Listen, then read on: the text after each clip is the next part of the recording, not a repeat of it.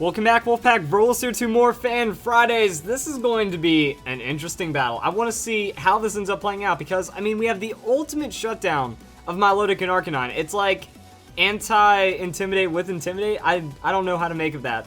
So Arcanine, it's going to shut down special attackers, going to shut down physical. If anything tries to intimidate one of them, Milotic gets a competitive and then tries to snowball the battle into a Kangaskhan and Landorus. Absolute brutality right there. But we're going to start off with our Murkrow getting a Thunder Wave in, and Murkrow with Togekiss could be absolutely just disgusting. So we're going to see where this goes. Milotic going to eat that. Arcanine gets paralyzed, and do we get the flinch? Ultimate hacks for that turn. Oh my goodness, we get that, and we see the leftovers onto Milotic. So that's going to start just snowballing it right there. Thunder Wave onto Milotic. Check. Where's that Air Slash going to be going now? Unfortunately, we can't do too much more. Like, this is where you wish it was a Dunsparce using Rock Slide, but that's still going to be Air Slash Milotic, not getting anything done. Arcanine Snarl. It kind of matters because Togekiss will be doing less damage, but right now Arcanine doesn't pose too much threat, and yeah, you can eventually just kind of wear through the stats, you know. Murkrow wants to go with a Feather Dance, you Feather Dance Arcanine, it doesn't do any damage ever, or you Swagger. Swagger is another way of looking at this, so air slashing the Arcanine and trying to Swagger the Milotic, but one of the very rare times that Swagger will miss. 10% chance to miss? Well, that's going to be met by a 25% chance to be paralyzed.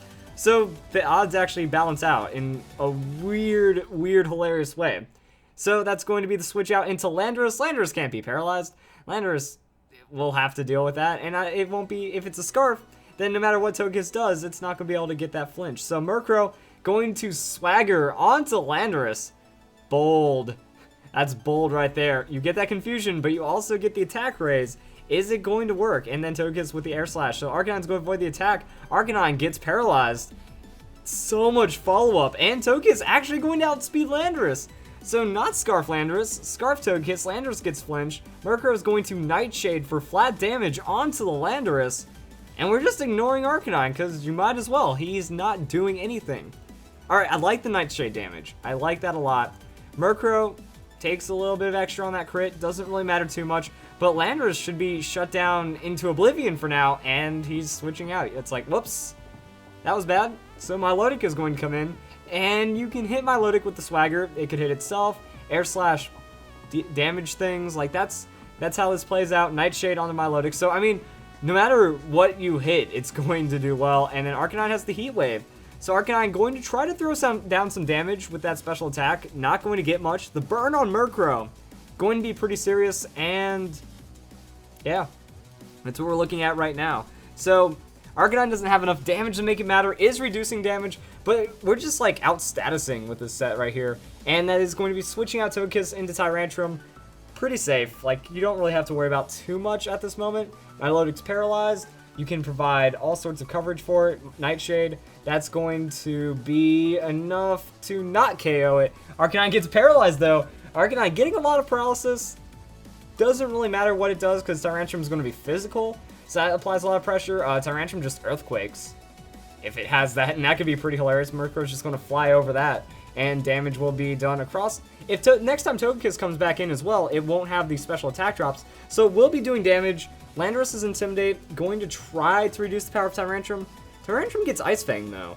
So Landorus is still at threat even after that Intimidate. It's missing a lot of health. And I think this is just dismantling the opponent. Slow and steady. So it is the Rock Slide. Alright, Rock Slide, stab damage, actually going to be as much, actually, yeah, a little more than an Earthquake. So that works out pretty well. Would have been super effective, crazy damage onto the Arcanine. Still does good damage to everyone involved. Milotic goes down. Kangaskhan is on the field. Tyrantrum switches out. And we're going to go into Togekiss. Deciding, hey, why not Togekiss in this situation? Murkrow, it's going to go for something as well. You can just, alright, paralyze the Kangaskhan. GG. And then it doesn't get to move ever again. So Kangaskhan fakes out onto the Murkrow, which effectively gives you a pretty free in for the Togekiss. Yeah, so Landorus actually has Superpower. Superpower on the Landorus. Togekiss going to super duper absorb that one. No damage whatsoever. Attack, defense drop. That's either going to force a switch or just mean no threat whatsoever. Murkrow is hurt by the burn. Landorus is going to be switched out for this turn, and Arcanine. Intimidate means nothing. So yeah, double Intimidate comp with the Snarl. Really trying to play to that, but you can't outstall status like that. So it works against super offense, but it's not working here. So that's going to be Thunder Wave onto the Kangaskhan. Also, like Kangaskhan can't really Sucker Punch for too much, so that's an Air Slash lockdown. Actually hitting the Arcanine, so would have been the Landorus finish. Critical hit, knocks into Citrus Berry. Citrus Berry's going to heal, but that means, you know, we just get to watch what Kangaskhan does. Goes for the return, targeting the Murkrow. Murkrow does go down, but I mean, you do whatever you want at this point. Because Tyrantrum comes in, Tyrantrum's going to be a Rock Slide, that's going to be serious damage onto the Arcanine, and then you Air Slash and make sure your Kangaskhan doesn't ever move. Also, the Rock Slide onto Kangaskhan means Kangaskhan's like a 5% chance of getting a move off this turn, maybe. So Arcanine will be finished off by that Rock Slide. It did have enough damage right there. Kangaskhan gets dropped below half, flinches as to be expected, and now Landorus comes out. I love it. I love the strategy. You go Paraflinch ×2, and then you still get enough damage even when damage is being removed from you. Nightshade's pretty nice, and you do all sorts of things. I like the tech, though. That Swagger tech, pretty serious. So that's going to be Landorus going down to the Air Slash. Tyrantrum's just going to Crunch. It's got the big jaw mouth thing. Not enough damage to finish off Kangaskhan. Kangaskhan going to Power Punch the Tyrantrum. Super effective, but low base power, so it's not really going to do too much. Attack Raise, that's fine.